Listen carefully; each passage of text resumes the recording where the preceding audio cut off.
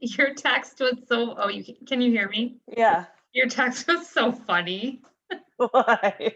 Looks like I'm going crazy with the self-care. I Well, didn't even see it yet. it's like a bunch of slides, but I saw this really great thing the other day on Instagram and I wanted to put it in here because I felt like it was super appropriate. And then I've gotten like just in the last couple of days, like a couple of kids who are like, I don't know if I can do this, like just super struggling. And I feel like I'm struggling. And I'm like, I don't know. We were just having a conversation yesterday about how I was telling Laura, I'm like, I feel like everything we're doing is like in vain because we're heading into the dark of winter.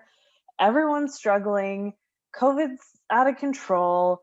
We just got through a crazy election. I mean, it just is like, I don't know. I just feel like this feels so much more important to me than anything right now. But I anyway, was thinking that after the election with a positive outcome, I would feel better. I don't. me neither. Me I neither. mean, I feel like a bit of peace of mind, but I still have this like constant anxiety that's driving me. And I think that is, I mean, it's got to be pandemic related. And Mhm. I think it's also blue light triggered, like it's Mhm. just, there's too much. Yeah, I mean, and then we go from like summer to cold and dreary in 24 hours and I don't know. I feel the same way and I got rid of my Facebook. I'm like I can't do it. I cannot do it anymore. I can't. That was And really smart. I just, it's just sort of like it's classic narcissistic behavior though too because as much as logically you know that it's been decided, it makes you, I mean, you question everything because there are so many people that don't feel that's the case. I mean, Right, because gaslighting works. That's what we exactly. learned. Exactly. Exactly. But somehow in 2016 this wasn't it wasn't an issue. Oh, it was. Yeah. So, Um, yeah, so I just think we should go for it and maybe we can when I do the editing, what I could do is I could make it into a couple of videos like financial kind of like we did with the first one mhm. because I'm sure that for some students self-care is going to resonate with what they need right now. For others it might be exam info, for others it might be financial aid, but it kind of all like when we leave when it's in the 30-minute presentation, I think that's just it's too much. Mhm. Like Yeah. honestly, if we could do like 3 5-minute presentations, that's probably the way. I looked at how long scholars were spending on the YouTube and it was like 2 to 3 minutes. Hmm. But I, Interesting. yeah, I mean, I don't think we should necessarily put presentations in soundbite form, but it's just like I don't know. I don't know how to do it right. I feel really like sad about not being able to connect with scholars and not, like and for Mhm. them, Yeah. I I just it's just a bummer. So I we only know. had one person sign up and she was from Manistee and she said she had class right now, so we'll just Mhm. send her the video and but we could probably get I mean, I guess we should yeah, we should wait for the sake of Yeah. posterity, but like But I think, right at 4 we can just start and mhm. it will be what it is. I emailed Becca yesterday just to say, "Hey, I'm so sorry, to hear this." And she got back to me today and she does not feel good. She's really struggling. Christy this morning said she's been out for 2 weeks and that she's just not getting better. Well, and then I didn't know what to make of it, but Okay. she's like, I am not working because I've been told not to, but she said in parentheses, but interestingly, neither HR nor my boss has told me not to. And she said, however, like I'm not because she said I can't even sit up for very long without feeling weak and exhausted. Yeah, that's probably because HR doesn't want to get into short-term or long-term disability conversations, but Yeah, I mean, well, and then Annie, so you said that Chad had it because Annie yesterday told me that she thought he did. yeah. Well, he said his wife had it and he wasn't feeling well. I don't know that he specifically said I have COVID, so I was just Mhm. like, okay, well, you have COVID. I mean, like, Well, Annie was like, I'm pretty sure because she said his wife had it, and she's like, I'm pretty sure Chad has it. yeah. Why So even guess about that? It's so contagious. the Oceana College advisor has it, and she is not feeling well. She went to get tested last He's week. young, right? Yeah, she went to get tested last week because she'd been exposed, and that's what I knew about it. Well, she's, supposed to present with us tomorrow night, and today she emailed me and she's like, "I am not feeling well at all. I don't think I'm gonna be able to join." And she lives with one of my college advisors, so I'm like, So "Oh she's got boy." COVID too. Well, she texted me today a couple things, and she didn't say anything, but I'm sure she's having to stay. I'm sure she can't go to school. I hope she's not going to I school. don't think she is. I mean, especially if it's her Casman week because she has 0 seniors at Casman anyway. But yeah, I'm just like, okay.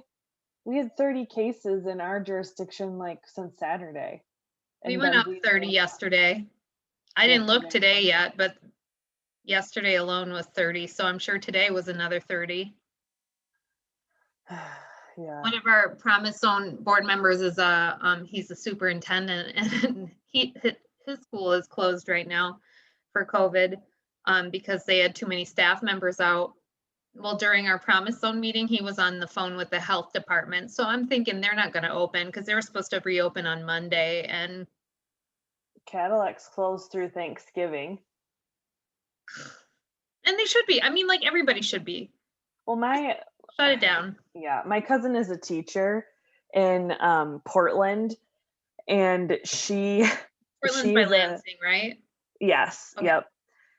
And she is like the building rep for her school, and she's also 9 months pregnant, and she's going to be induced on Thursday. And yeah, so she was like, I do not understand why we're not just closing. She's like, this every other day, we got to close for 2 days to do contact tracing. Then we're going to reopen and just wait and see who else gets sick. And she said, we hardly have any staff. She literally had to take a sick day yesterday so that she could catch up on her own work because she was subbing during her prep. And she's 9 months pregnant. She's like, I had to take a day off so I could finish my That's wrong. notes for my sub. I'm like, that's crazy. That's wrong. Well, whenever like Harris's teacher, because they're online right now, and Harris's teacher, when I see her, I mean, she seems wiped out. Yeah, And I feel for these teachers. Like there's no downtime for them. no.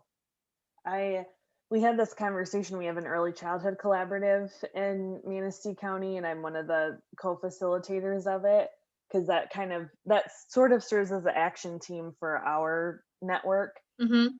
for the early childhood end of it. And we were talking about that this morning, and the providers that were on the call were like, we're exhausted. Like, we don't know how we're going to get through this Yeah. because they're all the like in-home providers.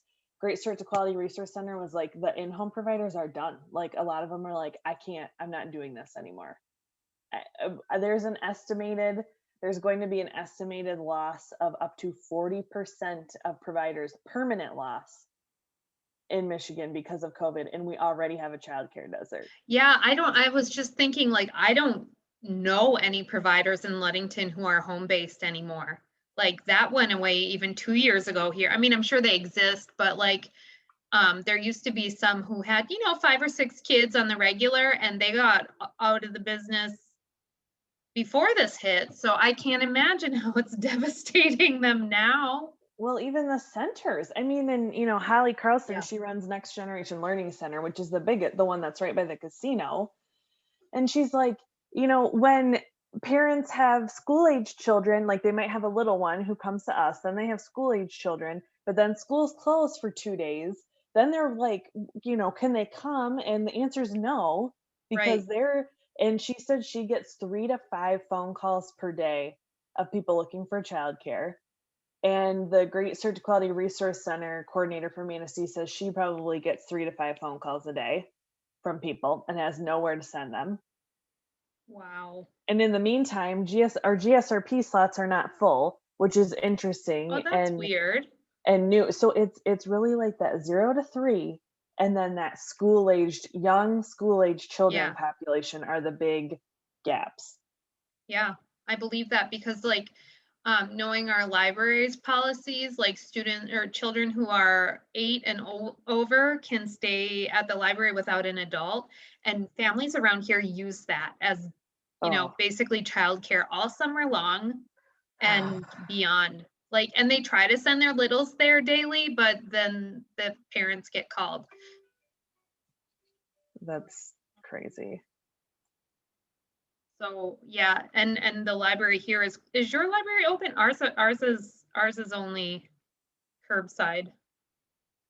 I think ours are in Manistee, yes, I believe it is. Here in Benzie, we have 3 libraries. It's silly. 2 of which are, like, literally a third of a mile apart from each other. And, yeah, and I think they're We're a all very open. well-read community. I don't know about that, but, yeah. They're all really nice too. It's just, like, I don't know, it's just weird. There's the Frankfurt one, the Benzonia Public Library, and the Beulah Public Library. Huh. And the Beulah and the Benzonia, like, my house is midpoint between the 2, and it's like 3/4 of a mile to one and, like, a half a mile to the other. Oh my gosh. So, oh boy, 2 of my least favorite parents are trying to get a hold of me right now. Oh. Because we have a high school scholars session tonight with Oh, parents. wow. Packing it in, hey? Yeah. Yeah, I know. I was like, "What's on my calendar?" I was not thinking, but oh well. It's gonna be a long evening anyway, so. Yeah. Yeah, I know. That's what yesterday, like I stayed on just to make sure Alyssa didn't have any bandwidth problems because we're using my Zoom Mhm. and it can be problematic here. Not Zoom, well, Zoom can be too. I figured out the problem too, by the way, but I Oh, think I told you that. Anyway, and so I sat through that. So by the time I got the video uploaded, it was like 10 after 8, and I had an 8 a.m. meeting that same day. I was like, oh my gosh, I'm so tired. Like, so tired of being in front of a screen. mhm. Well, let's not add to it. Do you want to get started? We can edit out the bad parts. Sounds good. That sounds good to me. Okay, let me just, we didn't, um, do you want to just like, I don't know if we worked out slide by slide or the introduction slide. I don't know if we worked that out, I don't think we but did. Becca's not here. So maybe, do you want me to just skip this slide? The Yeah, I mean, we can just say a quick hello. Yeah. Okay. Yeah, we'll just welcome. And so I'll stop sharing and then we can introduce ourselves and go forward. Okay. All right, I am starting recording.